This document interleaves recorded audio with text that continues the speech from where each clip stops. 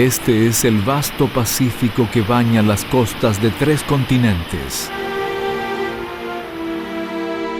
Estamos en Valparaíso, Chile.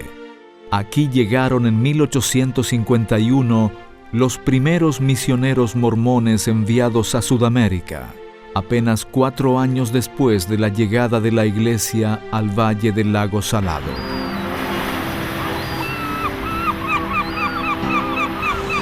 Los viajeros fueron el elder Parley P. Pratt del Quórum de los 12 Apóstoles, su esposa Phoebe Sofer Pratt y el elder Rufus Allen.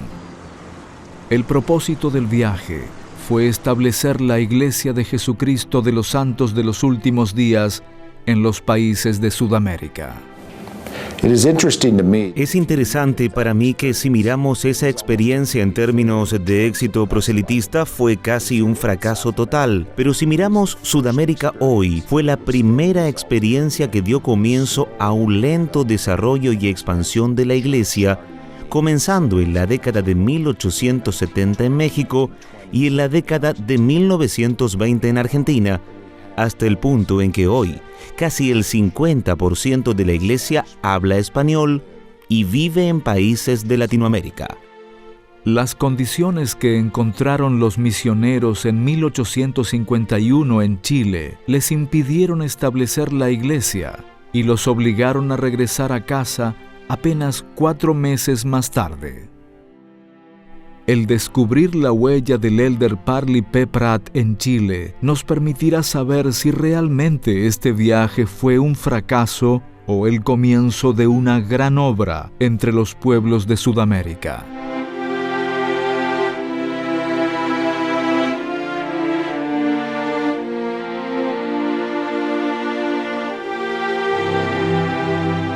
Me fue otorgada la presidencia de todas las islas y costas del Pacífico, bajo la dirección de la primera presidencia de la Iglesia, para abrir la puerta de toda nación y lengua, tan pronto como el camino esté preparado y el Señor lo indique, para la predicación del Evangelio de Salvación. En 1851, el elder Pratt envió desde California más misioneros a las islas del Pacífico y él mismo se embarcó rumbo a Chile. La razón por la que Chile fue elegido probablemente tuvo que ver con las condiciones políticas en el resto de Sudamérica. Primeramente, México y Estados Unidos recién habían finalizado una guerra entre ellos. No hubiese sido acertado que un norteamericano fuese a México en esa época. América Central tenía problemas políticos y revoluciones, y no era una buena área para ir. Colombia también estaba en la costa del Pacífico, pero no contaba con un puerto adecuado donde llegar. Los otros lugares posibles eran Perú y Chile. El viaje de San Francisco a Valparaíso tomó 64 días. El barco se llamaba Henry Kelsey. Era un navío de carga. Los misioneros eran los únicos pasajeros, además de la tripulación. Él llevó consigo a su esposa Phoebe. No sabemos la razón por la que viajó, pero muchos de los misioneros en esa época llevaban a sus esposas a la misión. Tenemos un capitán miserable, que piensa más en unas pocas monedas que en nuestras vidas, o incluso en la suya propia. No permite que el mayordomo cocine papas, pan, pasteles, budines o ninguna otra comida. En cambio, nos mantiene con pan duro y mohoso, lleno de bichos y gusanos, y a cerdo podrido y carne salada. Valparaíso era el principal puerto factoría de Sudamérica por esos años. La navegación que venía del Atlántico pasando el Cabo de Horno generalmente tenía como fin de su ruta Valparaíso, para desde allí seguir hacia otras latitudes. Este puerto de Valparaíso estuvo muy enlazado en actividad comercial con San Francisco de California, la sede de la misión del Pacífico que presidía el elder Pratt. Por lo tanto, él sabía de Chile por los pioneros del Brooklyn, que se habían radicado en California. También sabía de Chile por los chilenos, miles de ellos, que viajaron tras la fiebre del oro en California. Por lo tanto, todo esto sin duda que ayudó en su mente en la idea de venir hacia Valparaíso, hacia Chile, para estudiar las condiciones e iniciar la predicación del Evangelio.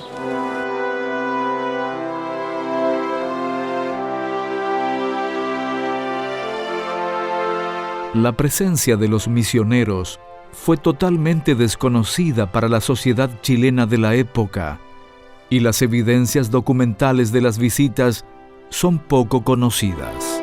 Aun cuando en los textos de historia de la Iglesia no encontramos referencias mayores de la visita del Elder Prat a Chile, en el Mercurio de Valparaíso, que es el diario más antiguo de nuestro país, aparece también registrado el nombre del Elder Prat en relación con la correspondencia que está en el correo. Y por último, en los registros del puerto, donde ellos consignan a los barcos que llegan a Chile, aparece registrado que el Henry Kelsey llegó con 3 pasajeros. Esta historia está documentada en la autobiografía de Parley P. Pratt. En Chile, el historiador Rodolfo Acevedo ha encontrado evidencia documental del paso de los misioneros. Estamos observando el libro de entradas de embarcaciones al puerto de Valparaíso en el año 1851.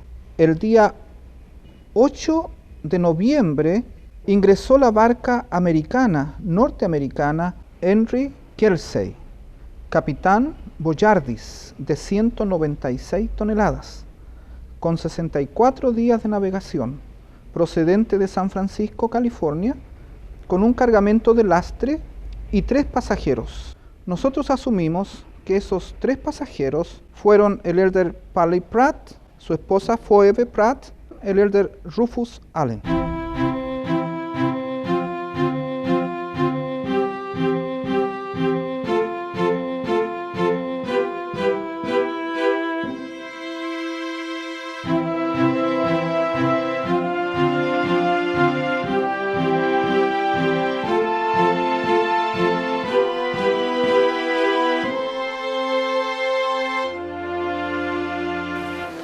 Este diario es el Mercurio de Valparaíso, del día 8 de noviembre de 1851, y consigna la llegada del bergantín Henry Kelsey a Chile, a Valparaíso. Ahora estoy revisando el Mercurio de Valparaíso del día 10 de noviembre de 1851, el cual agrega una información interesante para nosotros en cuanto al arribo del Henry Kelsey, ya que agrega que viene con 3 pasajeros. Sería el Elder Pratt, su esposa Phoebe y el Elder Allen. La visión que el Elder Pratt tenía de su misión era amplia. Su intención era iniciar la predicación del Evangelio en toda Sudamérica. Pero al llegar a Chile, encontró obstáculos que impidieron el logro de este propósito. Las condiciones de inestabilidad política en Chile afectaban la región comprendida entre La Serena y Concepción. Eso significaba que para la población entre la cual actuaban los Elders Pratt y Allen era una situación de inestabilidad. Además, apenas un mes después de haber llegado el de Pratt a Chile, se produce la batalla decisiva de esta guerra civil, que fue en Loncomilla, cerca de Talca, donde murieron 2.000 personas y quedaron 1.500 heridos. Es decir, fue una batalla a gran escala, que se dio en los días en que el Elder Pratt estaba aquí en nuestro país. El problema en Chile en esa época era que la Iglesia Católica era dominante en el país y controlaba las actividades de los ministros y misioneros no católicos. Consecuentemente, era ilegal para ellos predicar, aún hablar de religión en la calle. No solo eso, también era ilegal distribuir Biblias. Una de las razones de la lucha de la guerra civil de 1851, que es cuando Elder Pratt está en Chile, es justamente la libertad religiosa. Se buscaba ya la libertad religiosa y había una lucha entre liberales y conservadores. Los conservadores, por supuesto, mantenían la tradición católica. Los liberales buscaban libertades tanto espirituales como económicas. Para 1865, es decir, 14 años después de la visita del Elder Pratt, recién se autoriza a que existan iglesias que no sea la católica. Es decir, ahí recién, por ley, se promueve la libertad de culto. En Valparaíso, los viajeros se alojaron en el Hotel Francia y pocos días después alquilaron una casa, compraron muebles y se dedicaron a estudiar español, conocer a la gente e indagar las posibilidades de establecer la iglesia. A poco de estar instalados en Valparaíso, los misioneros tuvieron que enfrentar un nuevo reto: el nacimiento del niño de los esposos Pratt. Phoebe Sofer Pratt había sufrido varios problemas de salud y estaba embarazada al momento de embarcarse en California. Apenas 3 semanas después de llegar a Valparaíso, dio a luz a su hijo, al que llamaron Omner. Fue un parto difícil. Ella no tenía un doctor, no tenía una partera, solo 2 mujeres chilenas que ayudaban. Como el nacimiento no se producía, ellas trataron de forzarlo, lo que provocó mucho sufrimiento a Phoebe. En aquella época era costumbre subir sobre el abdomen de la madre para ayudar a producir el parto. Ya no había el estudio que hay ahora del periodo de las contracciones, de todo el preámbulo que se produce cuando uno va a dar a luz un bebé. Entonces las mujeres actuaban prácticamente según instinto. Bueno, la hermana Pratt, yo pienso que tiene que haber sido sentimientos encontrados. La felicidad de traer a un hijo a este mundo es algo inigualable, pero también es muy triste poder tener y dar a luz a un hijo en un lugar que no es tu lugar, que es un lugar tan ajeno, con gente tan desconocida, cuando uno en esos momentos lo que más necesita es el cariño de la gente que uno ama. Uno necesita afectos en ese día, en ese momento, y uno quiere compartirla, y uno necesita la mano de alguien, uno necesita el aliento de alguien. Afortunadamente ella tenía a su esposo, pero solamente se podía cobijar en él y en nadie más, porque estaba en un lugar tan extraño a ella y debe haber sentido, yo me imagino, tiene que haber sentido una angustia muy grande. Un bebé se forma fundamentalmente durante los primeros 3 meses de embarazo. Por lo tanto, llegando al 6º o 7º mes, que es el periodo en que ellos estaban viajando, ese bebé ya estaba formado, solamente tenía que crecer. Pero es el periodo en el que también se fortalece la inmunidad del bebé. Si a eso agregamos la mala nutrición que ella recibió, el bebé tiene que haber nacido muy pequeño y con muy malas defensas. El 30 de noviembre nació Omner. Era un niño hermoso. Vivió 1 mes y 8 días, durante los cuales padeció, y finalmente murió el 7 de enero de 1852.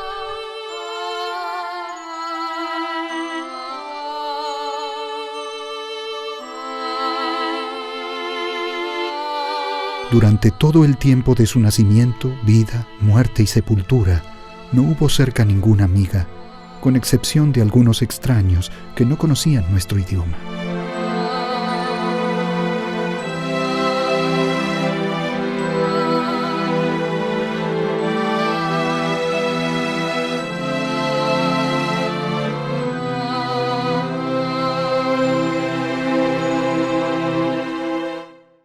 El cementerio de disidentes de Valparaíso fue creado para poder sepultar allí a aquellas personas que no eran católicas. Entonces, como Valparaíso tenía mucha población inglesa o de Europa, ese cementerio fue dejado para ellos. El hijo del Elder Pratt era considerado como protestante también, y por lo tanto fue sepultado en ese cementerio por esa razón.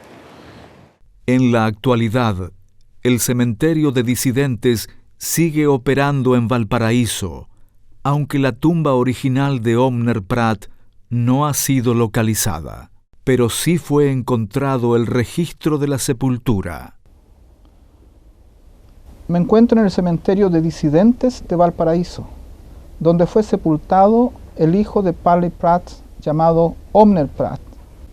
El libro que tengo en mis manos es el registro de sepultación del cementerio de disidentes del año 1852. La fecha de sepultación que aparece registrada en el libro es el día 8 de enero de 1852 y la causa del fallecimiento es debilidad. El niño falleció al mes de nacido y aparecen las iniciales del nombre de su padre, P.P. Pratt, escritas seguramente por el señor David Trumbull, que era el encargado del cementerio de disidentes por esos años. Podemos imaginar cuán frustrante fue para Parley P. Pratt tener que sepultar a su hijo en un sitio tan lejano de la ciudad. También podemos imaginar cómo fueron los sentimientos de Phoebe y Parley sepultar a su hijo en un sitio tan lejano de su hogar en Utah. Ellos sufrieron mucho a causa de esta situación. Después del fallecimiento del niño Omner Pratt, los misioneros abandonaron Valparaíso y se establecieron en la ciudad de Quillota, a unos 70 kilómetros hacia el interior. Ellos dejaron Valparaíso probablemente por dos razones. Primeramente, la salud de Phoebe continuaba mal. Tenían que llevarla lejos de la costa, así que se mudaron a Quillota en las montañas. En segundo lugar, el costo de vida en Valparaíso era muy alto y tuvieron que salir para poder ahorrar dinero.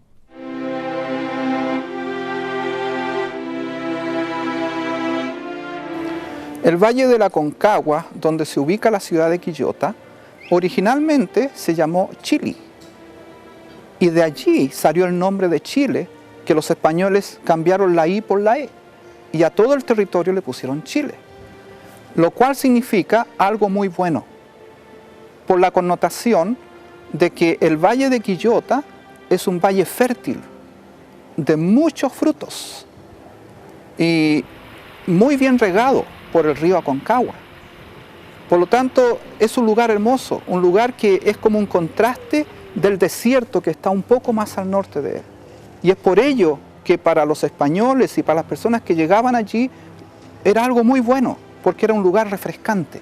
También la ciudad de Quillota, su significado es lugar refrescante. Una montaña o colina, quizá de 130 metros, se eleva en medio del pueblo y está rodeada en todos sus lados por una planicie fértil, bien regada y cultivada. Esta colina está cerca de nuestra residencia, es accesible y dispone de una vista de todo el valle, con sus granjas, huertas, viñedos, calles, ríos y represa de agua, fértiles como el Edén. En la cima de esta montaña hay un lugar de retiro y oración, el cual intento usar cada día al amanecer y al atardecer. Se cree que la cúspide del Cerro Mayaca fue un oratorio indígena. Pudo ser incluso antes de que llegaran los incas.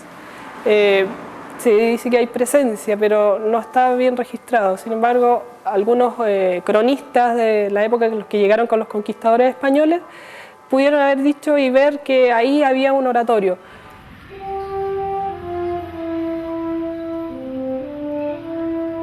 La gente de este pueblo parece ser aseada, simple, amorosa y sociable, muy amigable, franca. Son en su mayoría blancos, inteligentes y bien parecidos, muy simples en vestimenta y modales.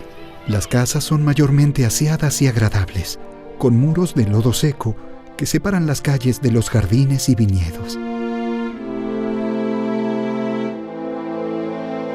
El ambiente amigable de la ciudad de Quillota no fue suficiente para establecer la iglesia, y los misioneros tuvieron que regresar cuando aún no habían permanecido 4 meses en el país.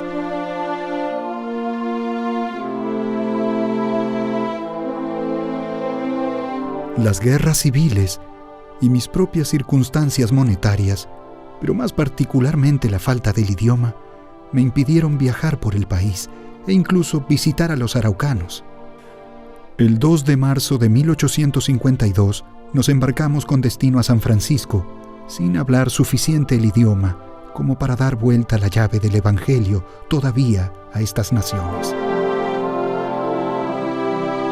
El primer viaje misionero a Sudamérica demandó un gran sacrificio personal. Navegaron 2 meses para llegar. Sepultaron un hijo en los cerros de Valparaíso. No pudieron establecer la iglesia y navegaron otros 2 meses para regresar a California. La misión de Parley P. Pratt fue importante porque es la primera experiencia que la iglesia tuvo en Latinoamérica. El resultado fue que Brigham Young y otros líderes de la iglesia comenzaron a tener el deseo de enviar misioneros. Empezaron a hablar de la importancia de que la iglesia llegara a Latinoamérica y particularmente a Sudamérica. Esto estaba siempre en sus mentes, en parte por las cosas que Parley P. Pratt les había hablado y la visión que él tenía de la iglesia en Latinoamérica.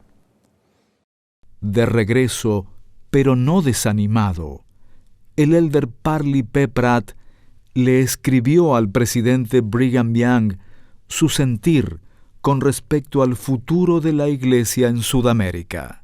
Tengo el sentimiento de que el Libro de Mormón y algunas publicaciones poco costosas deben ser traducidas al español y publicadas, y luego debe darse vuelta la llave a estas naciones, mientras un sacerdocio viviente es acompañado con algo para leer. Deseo expresar mi aprecio personal por la obra del elder Pratt, por el hecho de que él haya tomado un tiempo para venir a Sudamérica en condiciones adversas, viajando en un barco en condiciones incómodas, mal alimentados, junto a su esposa, junto al elder Rufus Allen. Venir a Valparaíso en esos años, en un país que sufría una guerra civil, e intentar dar a conocer esta verdad restaurada a nuestra gente. Eso para mí, en mi opinión, es un gesto de amor muy grande, un gesto de entrega, que es como un modelo para nosotros hoy día. Y lo digo de corazón, lo siento así como historiador chileno y también como santo de los últimos días. Estudio el idioma todo el día y pienso en él. E incluso cuando duermo lo hablo en voz alta en mis sueños, en los cuales a veces aprendo más que durante el día.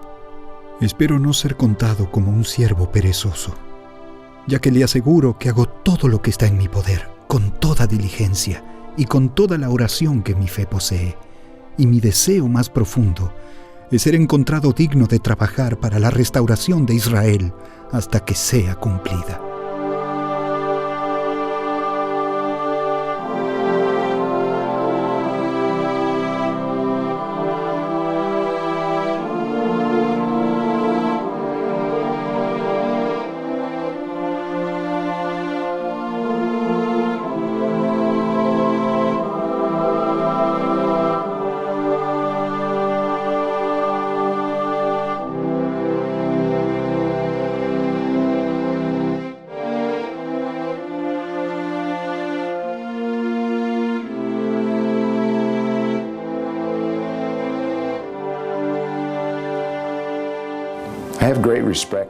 Tengo un gran respeto por Parley P. Pratt, por todo lo que sufrió en esta misión. Una misión en general no es fácil, pero esta fue más difícil para él debido a las dificultades físicas que tuvo que pasar.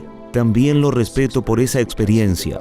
Él desarrolló muy rápidamente un amor por Latinoamérica. Comenzó a estudiar en detalles el idioma español. Deseaba traducir no solo el Libro de Mormón, sino otros folletos para la gente de habla hispana. Si miramos la iglesia hoy, casi el 50% de los miembros viven en Latinoamérica. Los resultados de esta experiencia son muy importantes en la evolución de la iglesia.